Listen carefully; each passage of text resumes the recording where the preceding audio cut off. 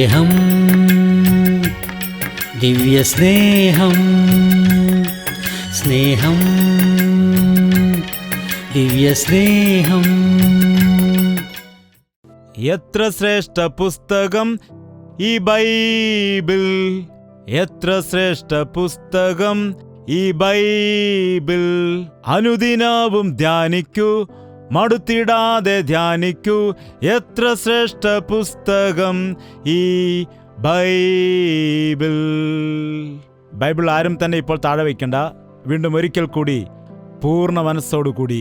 എന്തുകൊണ്ടെന്നാൽ ഈ പുസ്തകം നമ്മെ വഴി നടത്തുന്നു, പരിപാലിക്കുന്നു, ബലപ്പെടുത്തുന്നു, കരുണ കാണിക്കുന്നു, നമ്മെ വിടുവിക്കുന്നു, നമ്മെ സഹായിക്കുന്നു, നമ്മെ രക്ഷിക്കുന്നു, രക്ഷയുടെ മാർഗം കാണിക്കുന്നു, സ്വർഗരാജ്യത്തിലേക്ക് കൊണ്ടുപോകുന്നു.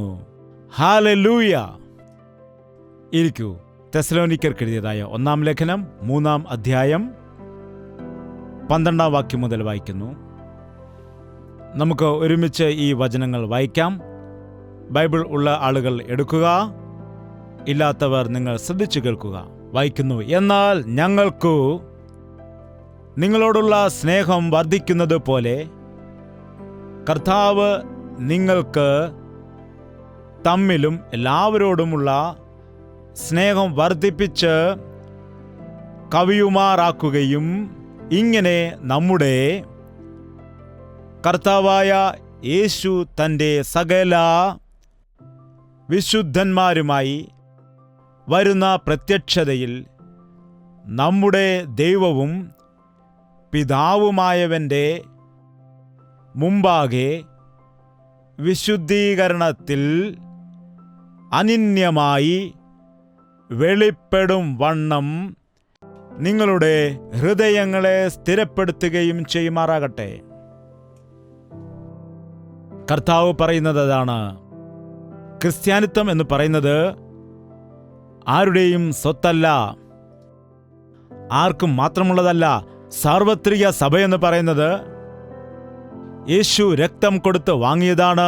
അത് ദൈവദാസന്മാർക്ക് പങ്കുവയ്ക്കുന്നതിന് വേണ്ടിയോ വിശ്വാസികൾക്ക് രാഷ്ട്രീയം കളിക്കുന്നതിന് വേണ്ടിയോ ദൈവം ഒരുക്കിക്കൊടുത്തതല്ല.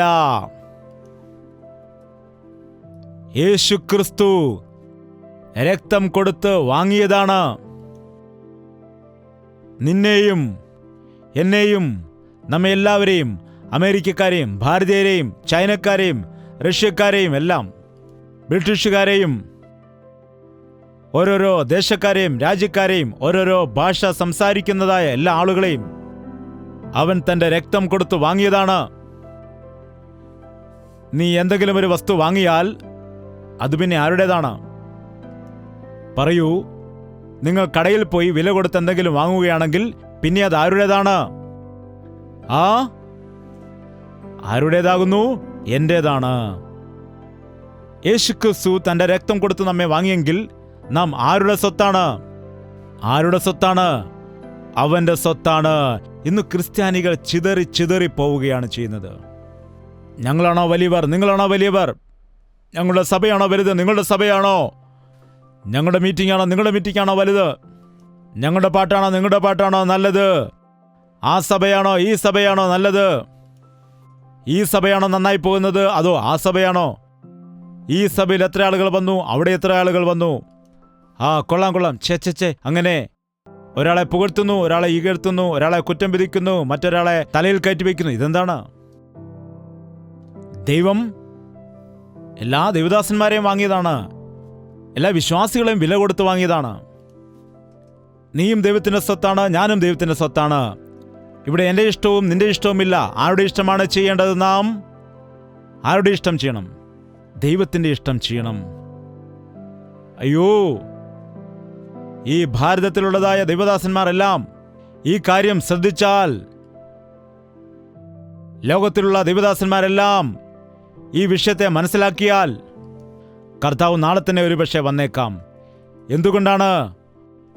ഒരുപക്ഷെ പുതിയ ആത്മാക്കളെ നേടാൻ കഴിഞ്ഞില്ല എങ്കിലും ഇപ്പോൾ വരെ കർത്താവിന്റെ നാമത്തിൽ നേടിയതായ ആത്മാക്കളെയെല്ലാം ഒന്നിക്കുവാൻ കഴിഞ്ഞാൽ കർത്താവ് വരുവാൻ വേണ്ടി ഒരുങ്ങിയിരിക്കുകയാണ്. ഇതാ ഞാൻ വേഗം വരുന്നു എന്നരുളി ചെയ്തവൻ. വരാൻ തയ്യാറായി നിൽക്കുകയാണ്. ഏതു നിമിഷവും കാൽ മുൻപോട്ട് വയ്ക്കുവാൻ ഒരുക്കത്തോടെ അവൻ ആയിരിക്കുകയാണ്. അവൻ തയ്യാറായി നിൽക്കുകയാണ്. നീ കാരണമാണ് അവന്റെ വരവ് താമസിക്കുന്നത്. ഈ ക്രിസ്ത്യാനികളുടെ ഇടയിൽ ഐക്യതയില്ല. ഈ വിശ്വാസികളുടെ മധ്യത്തിൽ സ്നേഹമില്ല. എന്റെ നാമം ധരിച്ചിരിക്കുന്ന ഇവരിൽ വിശുദ്ധിയില്ല എന്ന് പറഞ്ഞ് കാത്തിരിക്കുകയാണ്.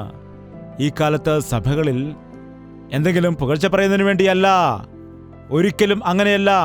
ഒന്നിനും കൊള്ളാത്തവനായ ജയ്പോൾ, എന്നെക്കൊണ്ടൊന്നിനും കൊള്ളില്ല, എന്നാൽ യേശു രക്തം കൊടുത്ത് വാങ്ങിയിട്ട് എന്നെ ഒരു ആയുധമായി ഉപയോഗിക്കുന്നു, അത്രമാത്രമേ ഉള്ളൂ. പാചകം ചെയ്യുന്ന പാത്രമാണോ പ്രധാനം? പാചകം ചെയ്യുന്നതായ ആഹാരമാണോ പ്രധാനം? പാത്രമാണോ ആഹാരമാണോ?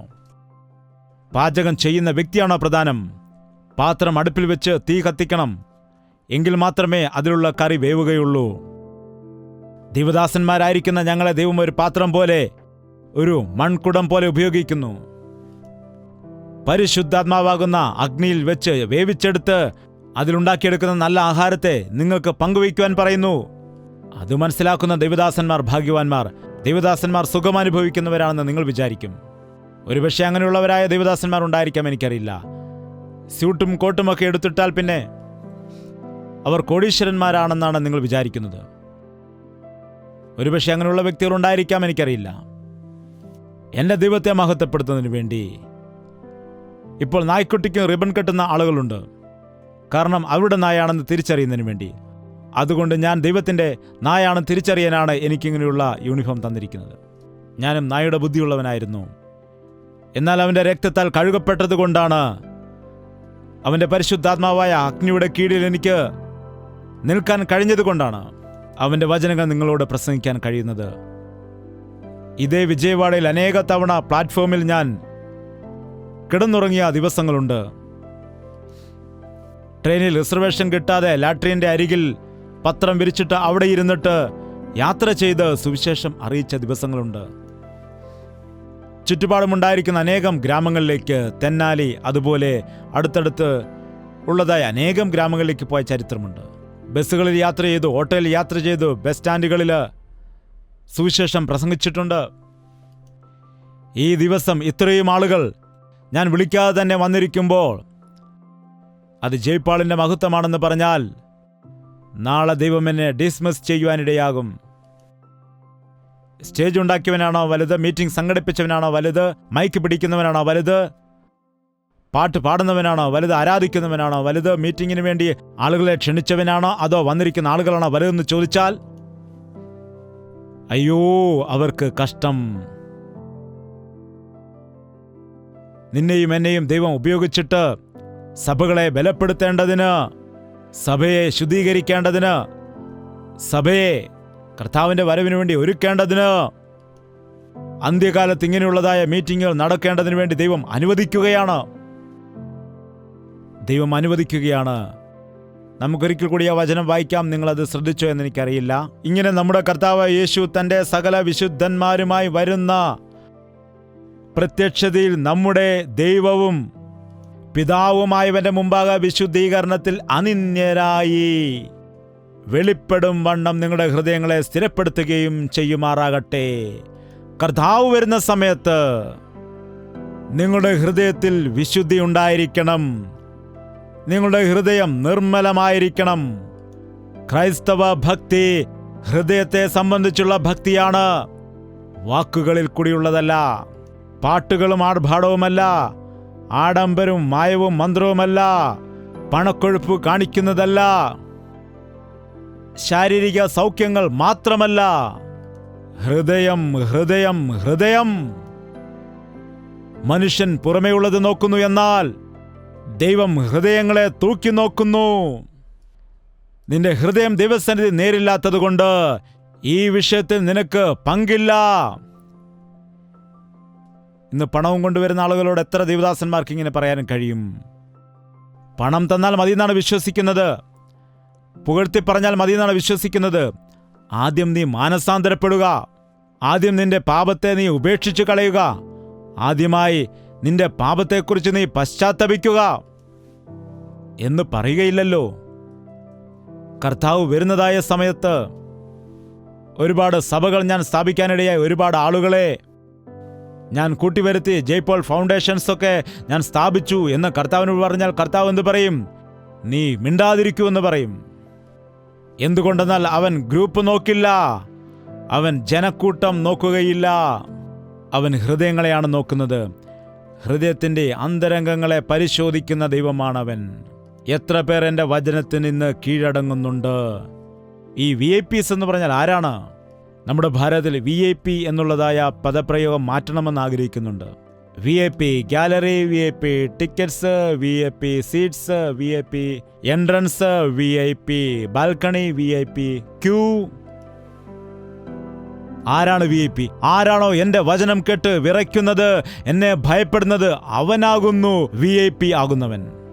യേശു എന്നോട് എന്താണ് സംസാരിക്കാൻ പോകുന്നത്? എന്നെ ഹൃദയത്തോട് എന്താണ് സംസാരിക്കാൻ പോകുന്നത്?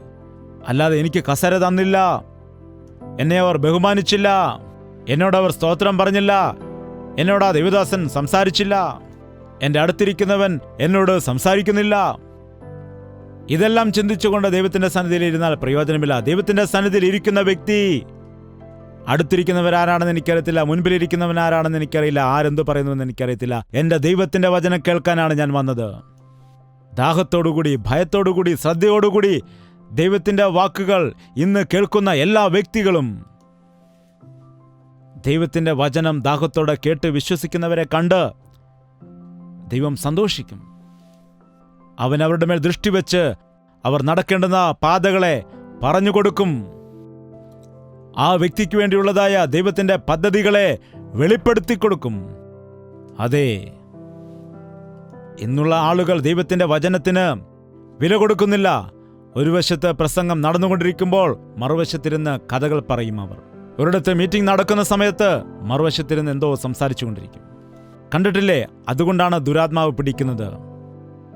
അതുകൊണ്ടാണ് ദൈവത്തിൻ്റെ വചനത്തിന് നീ ശ്രദ്ധ കൊടുക്കുന്നില്ല എങ്കിൽ, മീറ്റിങ്ങിന് പ്രാർത്ഥനയ്ക്ക് വരുമ്പോൾ നീ ശ്രദ്ധിക്കുന്നില്ല എങ്കിൽ, നീ മറ്റു ചിന്തകളോടെ ആയിരിക്കുന്നെങ്കിൽ നീ വിശുദ്ധനായിരിക്കുന്നില്ല. നമ്മുടെ നാട്ടിൽ പഴഞ്ചൊല്ല് പറയാറുണ്ട്, ഒരു ചേമ്പലയുടെ പുറത്ത് എത്രമാത്രം വെള്ളം വീണാലും നിൽക്കില്ല എന്ന്. ചില ആളുകളോട് എത്രമാത്രം വചനം പറഞ്ഞാലും, എത്ര വലിയ ദേവദാസന്മാർ പ്രസംഗിച്ചാലും അവരുടെ ഉള്ളിൽ ഒരു പരിവർത്തനവും ഉണ്ടാകില്ല, ഒരു പശ്ചാത്താപവും ഉണ്ടാകില്ല, ഒന്നും ഹൃദയത്തിലേക്ക് കടക്കില്ല. യേശുക്രിസ്തുവിന്റെ കാലത്തും അങ്ങനെയുള്ളവർ ഉണ്ടായിരുന്നു. അവൻ പ്രസംഗിച്ചിട്ട് ഇങ്ങനെ പറയുമായിരുന്നു, കേൾക്കുവാൻ ചെവിയുള്ളവൻ കേൾക്കട്ടെ എന്ന് പറയുമ്പോൾ എല്ലാവർക്കും ചെവിയില്ലേ? എല്ലാവരും കേൾക്കില്ലേ? എല്ലാവർക്കും ചെവികളുണ്ട്, എല്ലാവരും കേൾക്കുന്നുണ്ട്. എന്നാൽ അവർ കേട്ടത് അവരുടെ ഹൃദയത്തിലേക്ക് കടക്കുന്നില്ല, അവരുടെ ഹൃദയത്തിൽ ഗ്രഹിക്കുന്നില്ല. കേൾക്കുന്നവർ മാത്രമായിരിക്കാതെ നിങ്ങൾ കേൾക്കുന്നതനുസരിച്ച് ജീവിക്കുക. നാം കേൾക്കുന്നതനുസരിച്ച് നടക്കുന്നവരാണെങ്കിൽ, ഇത്രത്തോളം നാം കേട്ട പ്രസംഗങ്ങൾ വെച്ച് നോക്കിയാൽ, നാം അനുസരിക്കുകയാണെങ്കിൽ, ഇപ്പോഴും വളരെ കഷ്ടതയാണ്, കാലിന് വേദനയാണ്, വളരെ ശരീരത്തിന് വളരെ ബലഹീനമാണ്. ഈ മദ്യപാനത്തിൽ നിന്ന് വിടുവിക്കപ്പെടുവാൻ കഴിയുന്നില്ല, ഈ വ്യഭിചാരത്തിന്റെ സ്വഭാവത്തിൽ നിന്ന് വിടുവിക്കപ്പെടുവാൻ കഴിയുന്നില്ല, ദുശീലത്തിൽ അകപ്പെട്ടിരിക്കുകയാണ്, സമാധാനമില്ല, ഒരു സ്വസ്ഥതയുമില്ല, വീട്ടിൽ ദൈവമുണ്ടോ ഇല്ലയോ എന്ന് പോലും സംശയമാണ്, ജീവിതത്തോട് തന്നെ വിരക്തിയായിരിക്കുന്നു എന്ന് പറയുന്ന ആളുകളെ കണ്ടിട്ടില്ലേ? വചനം കേട്ടിട്ടുള്ളവർ, യേശുവിൽ വിശ്വസിക്കുന്ന ആളുകൾ ഇങ്ങനെ പറയുന്നത് കേട്ടിട്ടുണ്ടോ? ദൈവത്തിൻ്റെ വചനം അകത്തേക്ക് പോയിട്ടില്ല, ഗ്രഹിച്ചിട്ടില്ല. അതുകൊണ്ടാണ് ആകുലതയും ദുഃഖവും കഷ്ടതയും അസൂയയും കോപവും വെറുപ്പും സംശയവും വിരക്തിയും നിരാശയും. എത്രയോ ആളുകൾ ഇങ്ങനെയുള്ള അവസ്ഥയിൽ കൂടി പോകുന്നുണ്ട്. യേശുക്രിസ്തു വരാൻ പോകുന്നു. അവൻ പറയുകയാണ്, ഞാൻ വരുന്നതായ സമയത്ത്, വിശുദ്ധനായി വരുന്ന സമയത്ത് നിങ്ങളെല്ലാവരും വിശുദ്ധിയുടെ കാര്യത്തിൽ അനിന്ദ്യരായിരിക്കണമെന്ന്. വിശുദ്ധീകരണത്തിൽ അനിന്ദ്യരായി വെളിപ്പെടും വണ്ണം നിങ്ങളുടെ ഹൃദയങ്ങളെ സ്ഥിരപ്പെടുത്തുകയും ചെയ്യുമാറാകട്ടെ. എന്നാൽ ഞങ്ങൾക്ക് നിങ്ങളോടുള്ള സ്നേഹം വർദ്ധിക്കുന്നത് പോലെ കർത്താവ് നിങ്ങൾക്കു തമ്മിലും എല്ലാവരോടുമുള്ള സ്നേഹം വർദ്ധിപ്പിച്ച് കവിയുമാറാക്കുകയും ചെയ്യുവാനിടയാകും. ഇങ്ങനെയാണ് ദൈവത്തിൻ്റെ വചനം പറയുന്നത്. ക്രിസ്ത്യാനി അഭിവൃദ്ധി പ്രാപിക്കും, സമൃദ്ധി പ്രാപിക്കും. അല്പത്തിൽ വിശ്വസ്തനായിരിക്കുന്നവനെ ദൈവം അനുഗ്രഹിക്കും. അല്പത്തിൽ വിശ്വസ്തനായിരിക്കുകയാണെങ്കിൽ ദൈവം വലിയ കാര്യങ്ങൾ ഏൽപ്പിക്കുവാനിടയാകും. മനുഷ്യന് നിങ്ങളിൽ നിന്നും ഒന്നും തട്ടിയെടുക്കാൻ കഴിയില്ല, നിങ്ങൾക്കൊന്നും തരാനും കഴിയില്ല. ഇത് മനസ്സിൽ വയ്ക്കുകയാണെങ്കിൽ ഒരു പ്രശ്നവുമില്ല. ഒന്നുകൂടെ പറയാമോ ആ ഡയലോഗ്? എന്താണ് അതൊന്ന് പറയുക? മനുഷ്യർ നിങ്ങൾക്ക് നൽകുകയുമില്ല, എടുക്കുകയുമില്ല.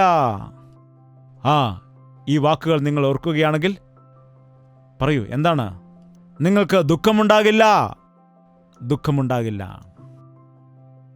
ഈ കാലത്ത് ഭയമാണ്. ശൗലിന് ഭയമായിരുന്നു. ഭയം അനേകർക്കും ഭയമാണിന്ന്. ആകുലത. ദൈവാത്മാവിനെ പ്രാപിച്ചവർ എന്തിനാണ് ആകുലപ്പെടുന്നത്? ദൈവത്തിൽ വിശ്വസിക്കുന്നവർ എന്തിനു ഭയപ്പെടണം? ദൈവത്തിന്റെ വചനം കേൾക്കുന്നവർ എന്തിനാണ് അവിശ്വസിക്കുന്നത്? കർത്താവ് വരികയാണെങ്കിൽ ഇന്നുള്ളതായ മനുഷ്യർ ഒരുക്കത്തോടെയല്ല. വിശ്വസിക്കാത്തവരെ വിട്ടുകളയുക. യേശുവിൽ വിശ്വസിക്കാത്തവരെ, യേശുവിനെ അറിയാത്തവരെ വിട്ടുകളയുക. യേശുവിനെ അറിയുകയും വിശ്വസിക്കുകയും ചെയ്യുന്ന നീ ഉയർത്തപ്പെടുമോ? നിന്റെ ജീവിതം ശരിയാണോ? നിന്റെ ജീവിതം അനിന്യമായിരിക്കുന്നോ? നിന്റെ ഹൃദയത്തിൽ വിശ്വാസമുണ്ടോ? സ്വർഗത്തിൽ പോകുവാൻ ആഗ്രഹിക്കുന്ന ആളുകൾ ഒന്ന് കൈ ഉയർത്താമോ? ആരും നരകത്തിലേക്ക് പോകുവാൻ ഇഷ്ടപ്പെടുന്നവരില്ല. സ്തോത്രം. കൈകൾ താഴ്ത്തു. ആരും സ്വർഗത്തിൽ പോകുവാൻ വേണ്ടി ആഗ്രഹിക്കുന്നവരില്ല. എന്തുകൊണ്ടാണ് ഈ മീറ്റിങ്ങിന് നിങ്ങൾ വന്നത്? പറയുക. ചെറിയ ചെറിയ കഷ്ടതയ്ക്കും വേദനയ്ക്കും നഷ്ടങ്ങൾക്കും വേണ്ടി പ്രാർത്ഥിക്കുവാനാണോ? അതോ സ്വർഗത്തിൽ പോകുവാൻ വേണ്ടിയാണോ? സ്വർഗത്തിലേക്ക് പോകുന്നതിന് വേണ്ടി ഒരുക്കപ്പെടുവാൻ വേണ്ടിയാണോ? ദയവ് ചെയ്ത് ശ്രദ്ധിക്കുക. ഇന്നുള്ളതായ പ്രസംഗരെ നോക്കിയാൽ യഥാർത്ഥത്തിൽ സ്വർഗരാജ്യം ഉണ്ടോ എന്നുപോലുമുള്ളതായ ഒരു വാക്കുപോലും അവരുടെ പ്രസംഗത്തിൽ കേൾക്കില്ല. എടമോനെ, നീ മരിച്ചു പോകും, മരിച്ച ശേഷം രണ്ടാമത് മറ്റൊരു ജീവിതമുണ്ട് എന്നുള്ളതായ വാക്കുപോലും ഉപയോഗിക്കില്ല. എപ്പോഴും എന്താണ് പറയുന്നത്? കർത്താവിൽ വിശ്വസിച്ചാൽ, സ്തോത്രാഴ്ച കൊടുത്താൽ നിനക്ക് നല്ല വീട് കിട്ടും, നല്ല ആരോഗ്യമുണ്ടാകും, നിനക്ക് നല്ല ജോലി കിട്ടും, നിങ്ങളുടെ മകൾക്ക് വിവാഹം നടക്കും, ആരോഗ്യമുള്ള കുഞ്ഞുങ്ങൾ ജനിക്കും, നിങ്ങളുടെ വസ്തു പോവുകയില്ല, കോടതിയിലെ കേസിൽ നിങ്ങൾ തന്നെ ജയിക്കും. അന്യായം ചെയ്ത് നിങ്ങളാണെങ്കിലും നിങ്ങൾക്കായിരിക്കും ജയം. എന്തുകൊണ്ടാണ്? നിങ്ങൾ സംഭാവന കൊടുത്തതുകൊണ്ട്. എന്താണ്?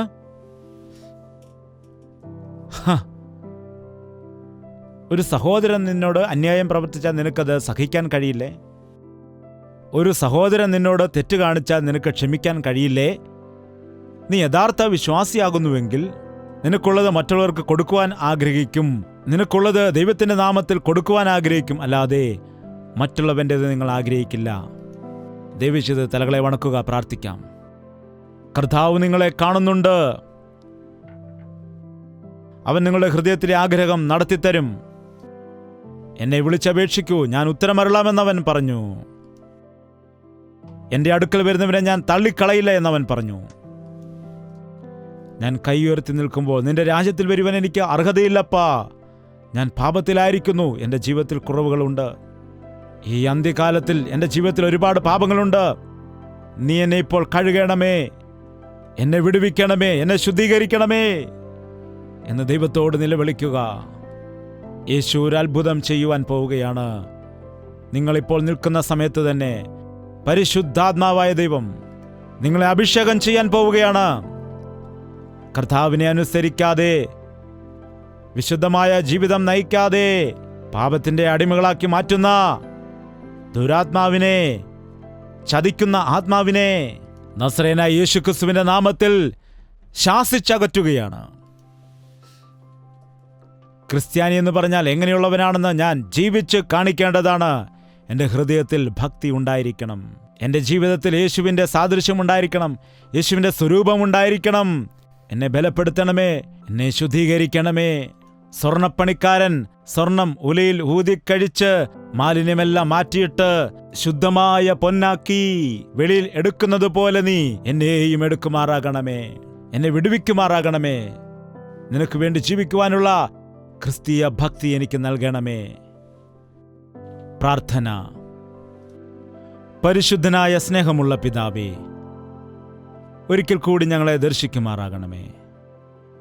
ആരാകുന്നു എൻ്റെ വചനത്തിങ്കൽ വിറയ്ക്കുന്നത്? അവനെ തന്നെ ദർശിക്കുമെന്ന് പറഞ്ഞ ദൈവമേ, ഒറ്റത്തവണ ഈ മീറ്റിംഗിൽ നിന്റെ സന്ദേശം കേട്ടുകൊണ്ട് ഹൃദയത്തിൽ മാറ്റം സംഭവിച്ച് മാനസാന്തരത്തോടെ ആയിരിക്കുന്ന നിന്റെ മക്കളെ ഒരിക്കൽ കൂടി നീ ദർശിക്കുമാറാകണമേ. ഞങ്ങളുടെ കഷ്ടതയെ മാറ്റണമേ അപ്പാ. ഞങ്ങളുടെ കണ്ണുനീരിനെ തുടയ്ക്കണമേ. പാപത്തിന്റെ ബന്ധനത്തിൽ നിന്ന് ഞങ്ങളെ വിടുവിക്കുമാറാകണമേ. നിനക്ക് വേണ്ടി എത്രത്തോളം ജീവിക്കണമെന്ന് ആശിച്ചാലും നിന്നെ മഹത്വപ്പെടുത്തണമെന്ന് എത്രയോ ആശിച്ചിട്ടും ഞങ്ങൾക്കത് കഴിയുന്നില്ല കർത്താവേ. പിശാച് ഞങ്ങളെ കീഴ്പ്പെടുത്തുകയാണ്. ലോകം ഞങ്ങളെ ആകർഷിക്കുകയാണ്. ജീവിതത്തിൽ നിരാശകൾ കുമിഞ്ഞുകൂടുന്നു. വേദനയോടെ ആയിരിക്കുന്ന നിന്റെ മക്കളെ നീ ദർശിക്കുമാറാകണമേ. മരണം ഞങ്ങൾക്ക് വേണ്ടി വരിച്ചവനായ യേശുവേ, പാപത്തിന്റെ മുള്ളിനെ ഒടിച്ചു കളഞ്ഞ യേശുവേ, പാപത്തിന്റെ ബന്ധനത്തിൽ നിന്ന് ഞങ്ങളെ വിടുവിക്കുമാറാകണമേ. നിന്റെ നാമത്തിലുള്ളതായ ജയം ഞങ്ങൾക്ക് നൽകണമേ. കർത്താവായ യേശുക്രിസ്തുവിന്റെ നാമത്തിൽ നമുക്ക് ജയമുണ്ട് എന്നുള്ളതായ വാക്ക് ഈ ദിവസം എല്ലാവരുടെയും ഹൃദയത്തിൽ മുഴങ്ങുമാറാകട്ടെ. നിന്റെ രാജ്യത്തിൽ യുഗയുഗങ്ങളായി തലമുറയായി ജീവിക്കാനുള്ളതായ ഭാഗ്യം ഞങ്ങൾക്ക് നൽകുമാറാകണമെന്ന് യേശുക്രിസ്തുവിന്റെ നാമത്തിൽ അപേക്ഷിക്കുന്നു പിതാവേ.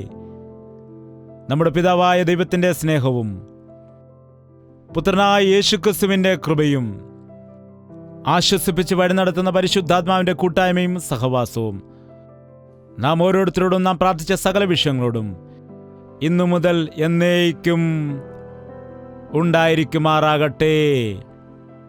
ആമേൻ, ആമേൻ, ആമേൻ. യേശുവേ, യേശുവേ, യേശുവേ, യേശുവേ, യേശുവേ, യേശുവേ, യേശുവേ, യേശുവേ.